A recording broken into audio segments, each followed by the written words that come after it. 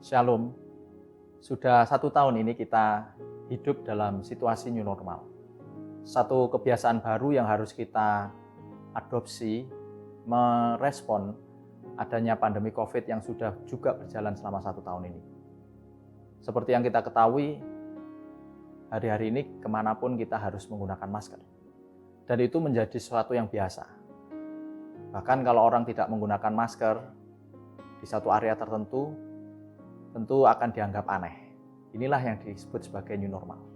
Kita juga bawa hand sanitizer, lalu sebelum kita memasuki gedung-gedung umum kita harus cuci tangan, kemudian dicek suhu badan. Kemudian hari-hari ini meeting-meeting di perusahaan-perusahaan atau di instansi apapun kebanyakan dilakukan secara online. Kemudian juga kita sekarang mengenal istilah webinar, seminar-seminar yang dilakukan secara online. Demikian juga bisnis juga berubah menjadi online. Orang menjual secara online, membeli juga secara online. Menghindari pertemuan karena menghindari juga kerumunan. Semua yang kita jalani sekarang semua adalah sesuatu kebiasaan-kebiasaan baru. Tidak hanya berhenti di situ, kita juga perlu membuat target-target yang baru. Mungkin visi dan misi kita tetap sama. Visi pribadi, visi keluarga, visi kelompok, visi perusahaan tetap sama. Misinya tetap sama. Tetapi tetap harus melakukan perubahan atau penyesuaian-penyesuaian dalam hal target untuk mengantisipasi kondisi yang terjadi saat ini. Jadi target kita sesuaikan, kemudian akibatnya strategi untuk mencapai target juga kita sesuaikan. Demikian juga metode untuk menjalankan strategi kita sesuaikan. Semua membuat penyesuaian-penyesuaian, membuat rencana-rencana baru. Tidak terkecuali juga kita sebagai anak-anak Tuhan. Karena kita juga tinggal di dalam dunia yang sama. Namun demikian, kita tetap bisa bertindak dengan cara yang berbeda. Kalau orang membuat rencana-rencana yang baru itu wajar. Dan sebenarnya kita juga harus membuat rencana-rencana baru untuk mengantisipasi target-target yang baru yang disesuaikan.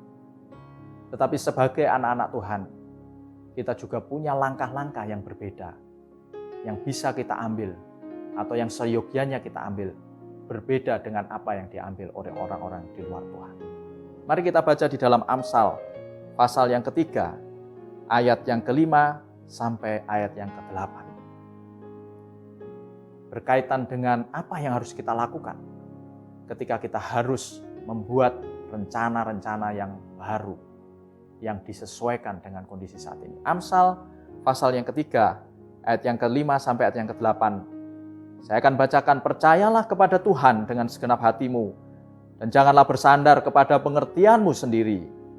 Akuilah Dia dalam segala lakumu, maka Ia akan meluruskan jalanmu. Janganlah engkau menganggap dirimu sendiri bijak. Takutlah akan Tuhan dan jauhilah kejahatan. Itulah yang akan menyembuhkan tubuhmu dan menyegarkan tulang-tulangmu. Ayat 5 katakan, percayalah kepada Tuhan. Percaya ini penting. Percaya penting. Pertama, percaya bahwa apa yang kita tuju, apa yang kita rencanakan itu adalah sesuatu yang baik. Dan itu yang paling sesuai untuk kita. Kalau kita membuat suatu rencana, lalu kita tidak mempercayai apa yang kita rencanakan, kita tidak mempercayai tujuan kita, maka tidak ada gunanya. Misalnya, kita punya rencana untuk membuka usaha. Lalu kita tidak percaya bahwa usaha yang kita buka itu sesuai untuk kita, dan itu baik untuk kita, maka tidak ada gunanya. Tidak ada gunanya kita melakukan hal itu. Kita harus percaya bahwa apa yang akan kita kerjakan dan apa yang akan kita tuju itu memang yang paling sesuai untuk kita dan yang paling baik dan paling benar buat kita. Itu yang pertama. Yang kedua, kita harus percaya bahwa kita mampu untuk mencapai target itu. Ini yang biasanya disebut orang sebagai percaya diri. Kalau kita tidak percaya bahwa kita memiliki kemampuan untuk mencapai apa yang kita buat, yang kita rencanakan atau apa yang ingin kita tuju, maka itu juga tidak ada gunanya. Itu namanya tidak percaya diri. Orang yang tidak percaya diri tidak akan melangkah kemana-mana ataupun melangkah tetapi dengan ragu-ragu. Jadi yang pertama, percaya bahwa apa yang kita rencanakan, apa yang ingin kita tuju itu memang baik, benar, dan paling sesuai dengan apa yang kita butuhkan di masa mendatang. Dan yang kedua adalah percaya kepada kemampuan yang kita miliki bahwa kita memang bisa mencapai apa yang kita sudah rencanakan. Tetapi di atas segalanya, tadi dikatakan percayalah kepada Tuhan. Ini yang lebih penting dari segala sesuatu. Lebih penting dari dua kepercayaan yang kita miliki. Mengapa demikian? Yang pertama karena Allah adalah pemilik kehidupan kita. Yang kedua karena Allah adalah pemilik masa depan kita. Dan yang ketiga karena Allah memiliki rancangan-rancangan buat kita. Kalau kita bicara tentang rencana yang kita miliki, bicara tentang kemampuan yang kita miliki, bicara tentang tujuan yang kita telah rencanakan, semuanya itu dasarnya adalah hari ini dan masa lalu. Tetapi tidak mengacu kepada masa depan. Sebagai contoh, ada banyak usaha-usaha yang di masa lalu ada, tetapi hari ini sudah tidak ada. Seperti warnet, wartel. Di masa lalu itu cukup booming, ramai. Tetapi hari ini dengan perkembangan teknologi, setiap orang membawa gadget, smartphone, maka itu sudah tidak ada lagi. Dan digantikan dengan gadget, dengan smartphone. Apa yang kita pikir hari ini baik, apa yang kita pikir hari ini benar untuk masa depan kita, apa yang kita pikir hari ini sesuai untuk masa depan kita, bisa-bisa itu juga sudah tidak ada di masa depan. Bicara kemampuan kita percaya kepada kemampuan kita. Kemampuan yang kita miliki hari ini, belum tentu juga itu akan juga digunakan di masa depan. Ada banyak profesi-profesi di masa lalu yang hari ini juga sudah tidak ada. Seperti tukang pos. Hari ini sudah tidak ada. Digantikan dengan email dan yang lain-lain. Jadi apa yang kita miliki sekarang? Apa yang kita pikirkan sekarang? Belum tentu itu juga akan ada di masa depan. Jadi kalau kita bicara tentang percaya pada kemampuan diri sendiri, memang benar. Tetapi itu bicara tentang hari ini. Percaya kepada pengertian-pengertian kita sendiri, kepada rencana-rencana kita sendiri, kepada pengetahuan kita sendiri, itu benar. Tapi itu bicara tentang hari ini. Dan itu terbatas. Karena itu kita perlu percaya dan kita harus percaya kepada Tuhan. Karena Tuhan bukan hanya penguasa masa lalu hari ini, tetapi Tuhan juga penguasa hari esok. Dalam kemahatauannya dan kemahakuasaannya, Dia merencanakan yang terbaik buat kita untuk masa depan kita. Percayalah kepada Tuhan dengan segenap hatimu, bukan dengan setengah-setengah. Dengan segenap hatimu. Di dalam Yakobus pasal yang pertama, ayat yang ke-6 dikatakan, hendaklah ia memintanya dalam iman dan sama sekali jangan bimbang, sebab orang yang bimbang sama dengan gelombang laut yang diombang-ambingkan kian kemari oleh angin. Orang yang demikian janganlah mengira bahwa ia akan menerima sesuatu dari Tuhan. Jadi kalau kita percaya kepada Tuhan, jangan setengah-setengah, jangan bimbang. Jangan ada sedikit pun celah di sana. Karena kalau kita bimbang, kita tidak akan menerima sesuatu apapun dari Tuhan. Percaya kepada Tuhan dengan segenap hatimu. Dan jangan bersandar kepada pengertianmu sendiri. Nah, yang kedua ini berkaitan dengan percaya kepada kemampuan kita dan percaya kepada apa yang kita rencanakan. Yang utama adalah percaya kepada Tuhan dengan segenap hati. Yang lain kita serahkan kepada Tuhan. Karena Dialah penguasa hari esok. Dia tahu apa yang terbaik buat kita di masa depan. Langkah kita yang pertama adalah percaya. Percaya.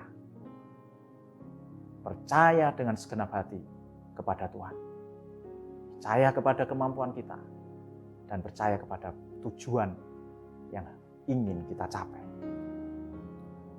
Yang kedua, di dalam Amsal pasal 36 dikatakan, akuilah Dia dalam segala lakumu, maka Ia akan meluruskan jalanmu. Akuilah Dia, dengarkan Dia dalam segala lakumu, beritahu Dia dalam segala lakumu. Ini satu komunikasi kita dengan Tuhan. Atau dengan kata lain, sertakanlah Tuhan di dalam segala lakumu, maka Ia akan meluruskan jalanmu.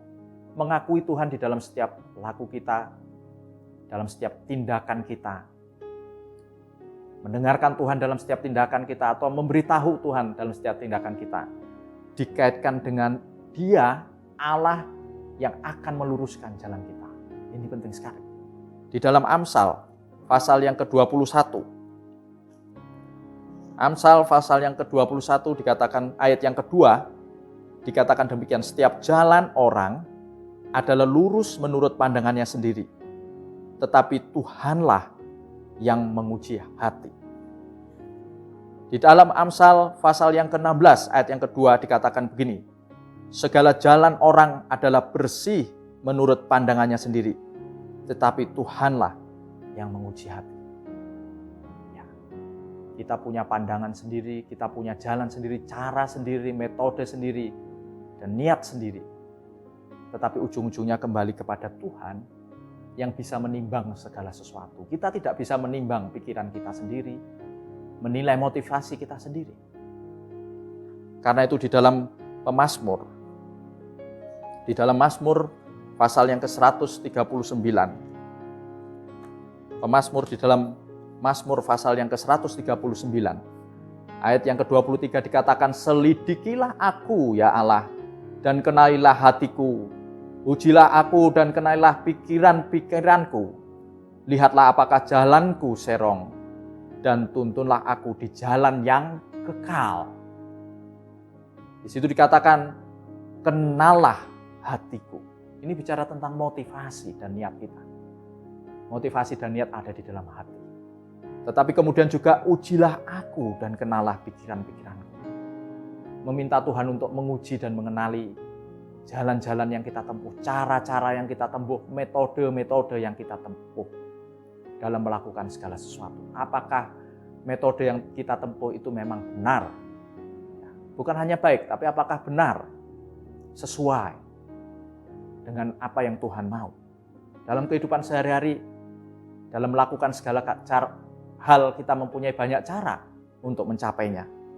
Tetapi yang penting adalah apakah cara konsep-konsep kita dan prinsip-prinsip kita itu benar di hadapan Tuhan. Bukan hanya hati kita, tetapi juga pikiran kita di hadapan Tuhan. Karena itu kita ingin Tuhan sendiri yang menyelidiki. Ya. Supaya Tuhan sendiri juga menuntun aku di jalan yang kekal. Karena ujung dari semuanya adalah kekekalan. Di dalam Amsal pasal yang ke-16. Amsal pasal yang ke-16. Ayat yang ke-25 dikatakan demikian, ada jalan yang disangka lurus, tetapi ujungnya menuju maut. Jalan itu kelihatannya baik, benar. Konsep itu kelihatannya benar. Prinsip-prinsip itu kelihatannya benar. Tetapi kita tidak tahu bahwa kemudian ketika kita melakukan hal itu sesuai dengan cara-cara itu, berakhir pada maut. Di dalam Mazmur 139 tadi kita bicara tentang kita yang dituntun kepada kekekalan. Tetapi di dalam Amsal 16:25 ini kita bicara tentang jalan yang ujungnya kepada maut, kepada kebinasaan, kepada kematian. Dan ketika kita sampai di ujung jalan itu, yaitu kebinasaan, kita tidak pernah punya jalan untuk kembali lagi. Dan semua terlambat. Karena itulah kita perlu menyertakan Tuhan di dalam setiap langkah hidup kita. Kalau kita punya 1000 langkah di dalam hidup kita, biarlah Tuhan sendiri juga beserta di dalam 1000 langkah itu juga. Berapapun langkah yang kita ambil, izinkan Tuhan, sertakan Tuhan untuk berada di dalam setiap langkah hidup kita, di dalam setiap detik hidup kita. Supaya Dia sendiri yang menuntun, meluruskan jalan kita. Puji Tuhan. Kita perlu Tuhan sendiri yang mengawali setiap langkah hidup kita. Berikutnya di dalam Amsal pasal 3 yang ke-7 dikatakan, janganlah engkau menganggap dirimu sendiri bijak. Takutlah akan Tuhan Dan jauhilah kejahatan, itulah yang akan menyembuhkan tubuhmu dan menyegarkan tulang-tulang. Janganlah engkau menganggap dirimu sendiri bijak. Ini bisa bermakna dua hal. Yang pertama, sok bijak, sok pintar, sok berpengetahuan. Jangan lakukan itu. Kalau kita memang tidak punya pengetahuan, memang kita tidak bijak, tidak punya hikmat, jangan kita merasa sok kita punya semua itu. Tapi sebaiknya yang kita lakukan adalah, ada nasihat di dalam Yakobus pasal yang pertama. Demikian, tetapi apabila, pasal pertama ayat yang kelima, tetapi apabila di antara kamu ada yang kekurangan hikmat, hendaklah ia memintakannya kepada Allah, yang memberikan kepada semua orang dengan murah hati dan dengan tidak membangkit-bangkit. Maka hal itu akan diberikan kepadanya. Minta hikmat. Jangan pura-pura berhikmat, tetapi mintalah hikmat.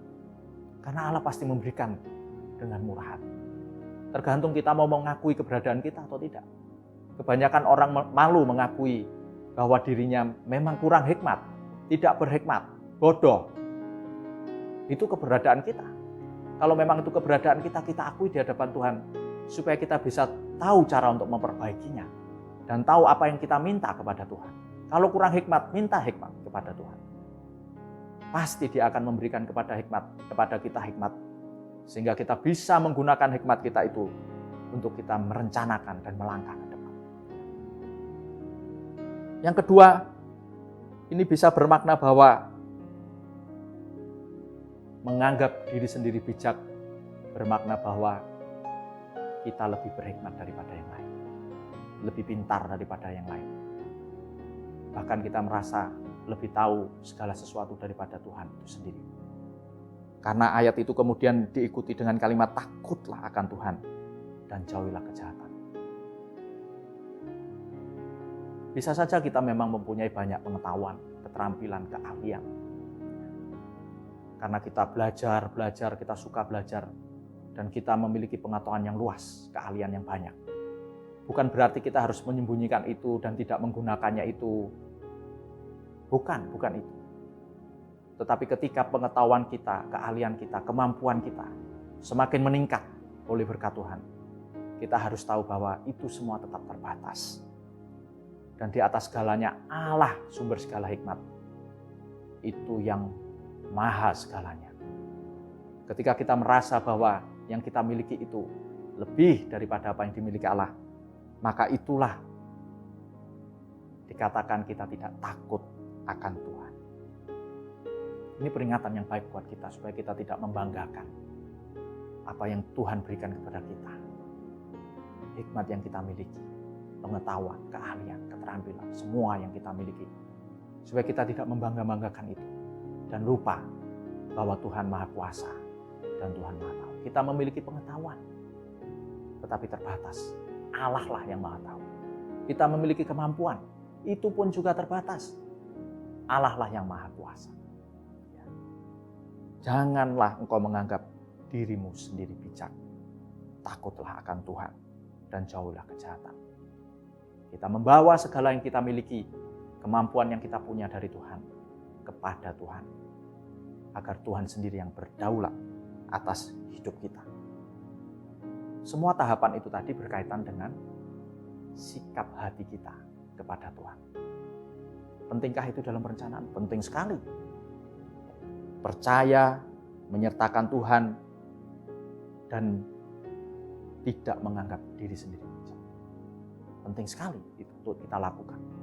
Baru setelah kita menata hati kita, sikap hati kita, maka kita melangkah kepada perencanaan itu sendiri.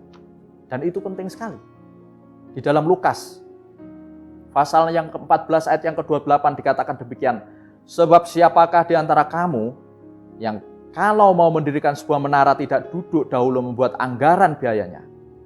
Kalau cukup uangnya untuk menyelesaikan pekerjaan itu, supaya jikalau ia sudah meletakkan dasarnya dan tidak dapat menyelesaikannya, jangan-jangan semua orang yang melihatnya mengejek dia sambil berkata, orang itu mulai mendirikan, tetapi ia tidak sanggup menyelesaikannya.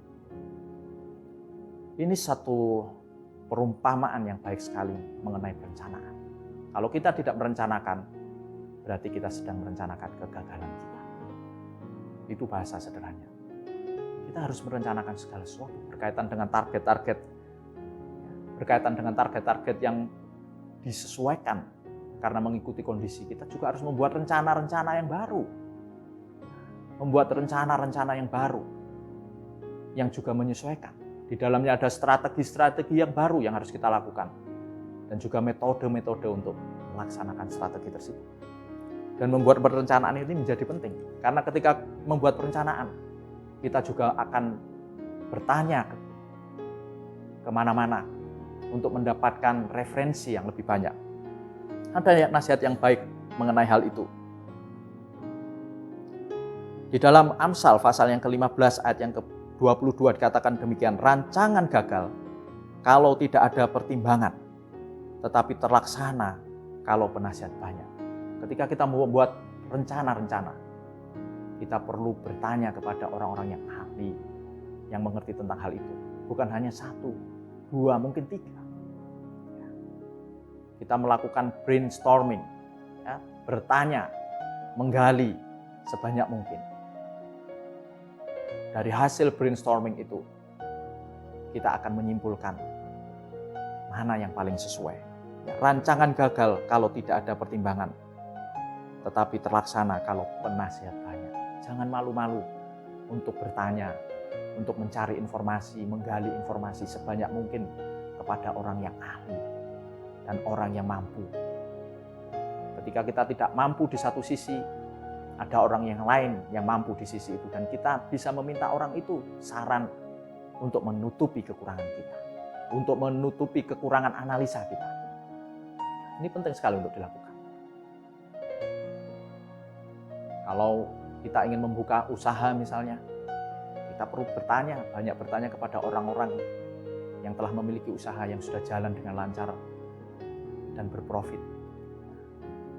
Mengenai tipe usaha, jenis usaha, perhitungan keuangan dan sebagainya. Kalau kita kekurangan ilmu dalam hal itu, jangan malu untuk bertanya. Supaya dengan banyak pertimbangan, dengan banyak yang penasehat, maka kegagalan itu bisa diminimalkan. Membuat rencana yang disertai pertimbangan-pertimbangan itu penting sekali. Baru setelah itu, rencana matang, kesimpulan keluar, baru kita menjalankan rencana kita.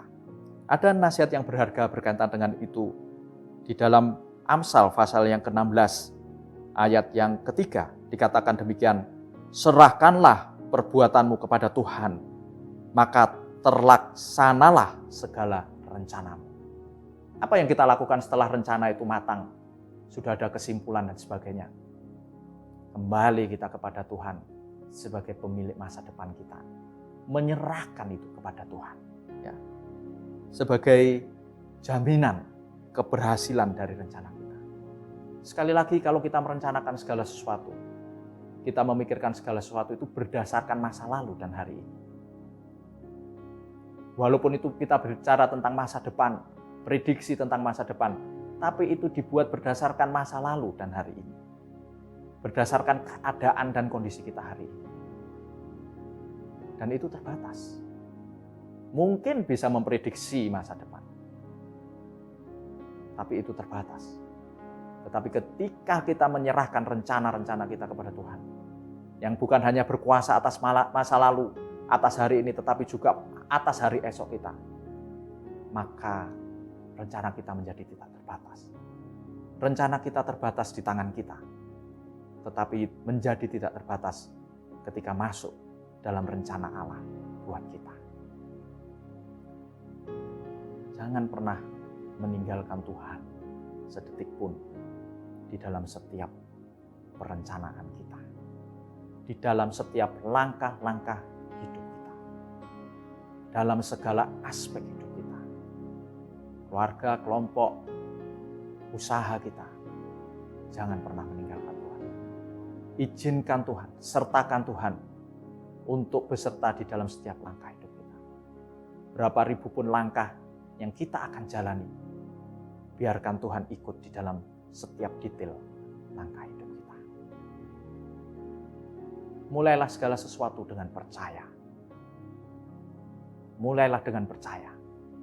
Dan kemudian akhirilah dengan menyerahkan segala sesuatu kepada Allah yang hidup, yang tahu masa depan hidup kita.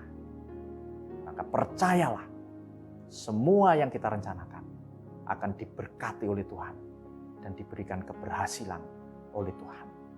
Keberhasilan yang bukan hanya untuk diri kita sendiri, tetapi keberhasilan yang juga memberkati sesama kita dan yang terutama memuliakan Tuhan.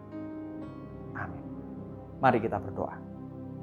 Bapa di dalam surga, kami mengucap syukur untuk kebaikan-Mu di dalam hidup kami.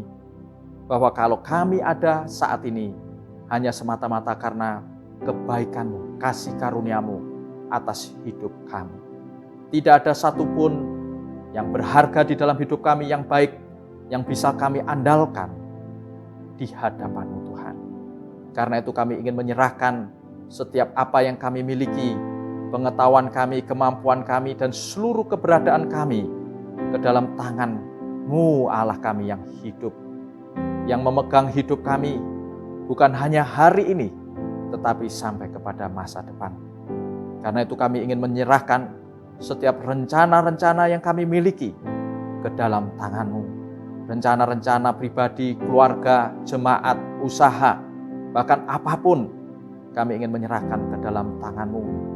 Engkau sebagai pemilik hidup kami dan pemilik masa depan kami. Kami percaya Engkau memiliki rancangan yang terbaik atas hidup kami.